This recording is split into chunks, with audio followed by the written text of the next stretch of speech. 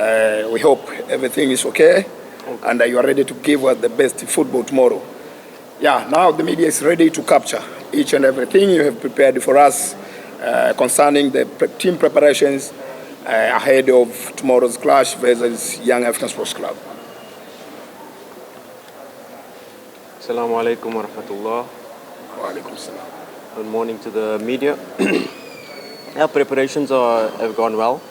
Normally in a derby week there's some excitement in the training sessions. You have to tell them to be a little bit careful with the tackles because everybody wants to play, everybody wants to perform, and I think everybody knows me by now. I'm a type of coach that if you show the hunger, the desire, the mentality to play, you will get a chance. And it's been an exciting week for the players. We know it's a big game, and all preparations have gone well. Of course, Zamiru is out, injured.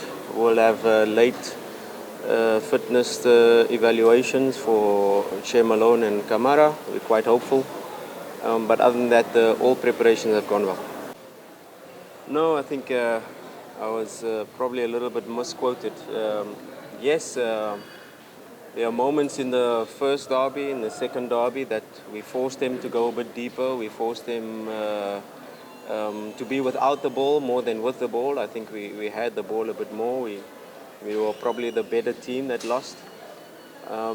Yeah, this match, of course, they have a new coach. I don't think the coach has had enough time to really see differences in his playing style to see Adramovic. They have been sitting in a medium block, quite high up, zone 2. So we probably expect the same, them sitting in a medium block probably if they watch the game against Azam. Azam had the similar approach, and we lost the ball in our build-up phase. They can have, if they look at that, they probably think that they can have some joy in that regard. But I think it will be a game where both teams will have possession. We have to respect them when they have the ball as well. Our playing style doesn't really change. We know we're a team that likes to press high. We know we're a team that likes to have the ball. We know we're a team that likes to play the game in the opposition half. But of course, Yanga has very good individual players that also we have to take care of, and we have to get them to play in the spaces that we want them to play. And yeah, I think it will be a pretty even match, and it's a match where big mentalities, big players are born, and it's small margins that will decide the match. Yeah, I think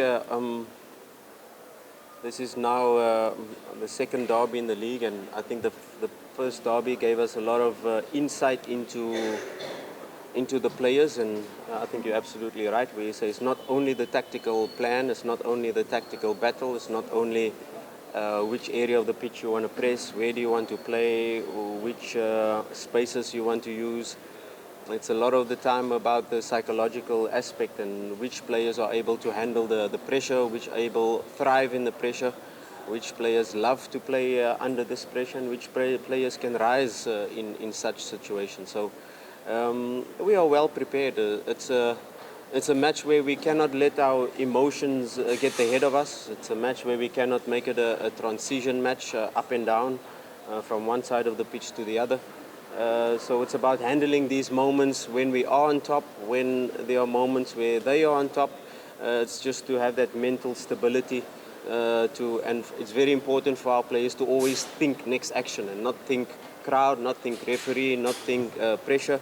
But what is my task? What do I have to do with the ball? What do I have to do without the ball? And that is the easiest way for our players to remain calm, to remain stable, and perform and execute the task what we expect of them.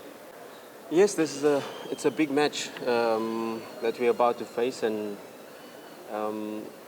we have to be also, we have to zoom out as well. You know, we are involved in 3 competitions, and the CAF Confederations Cup is very important to us, and we want to go as far as possible. We have the CRDB Cup, and the league, of course, is always the most important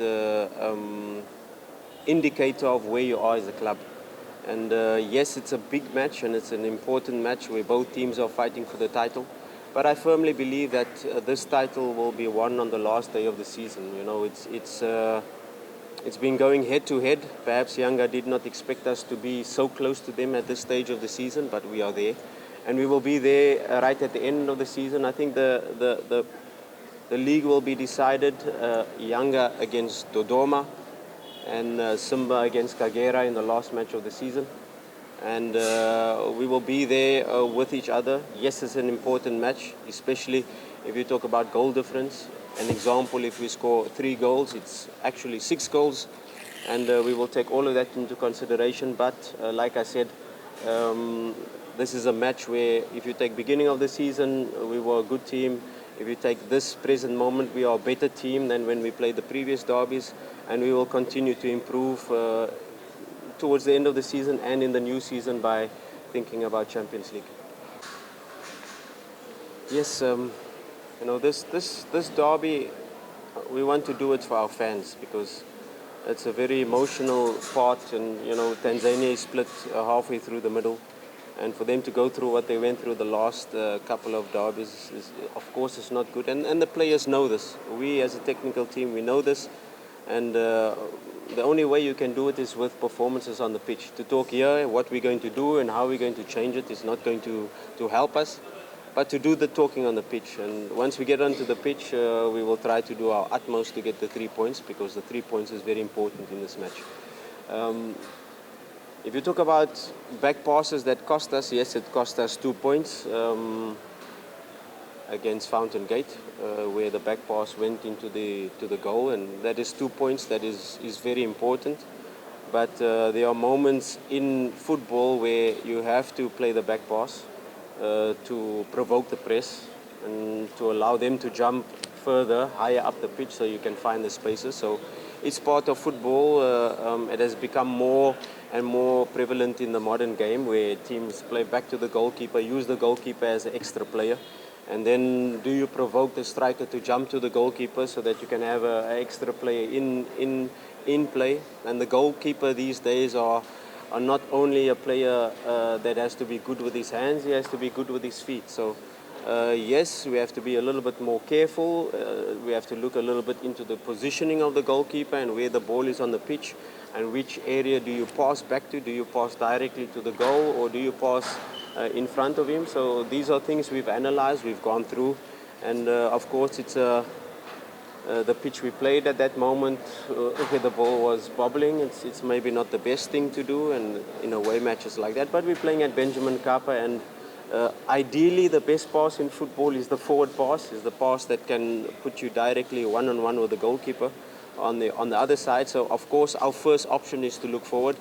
And if you're not able to look forward, diagonal, and if you're not able to go diagonal, horizontal, and then the last option is backwards. But we have learned from our mistakes. We have grown as a team. We are a much better team than we were in the previous derbies, and let's hope we can show it on the pitch tomorrow. Yeah, the criteria is quite simple. The best team on the pitch, in terms of our tactical plan, in terms of form, in terms of conditioning state.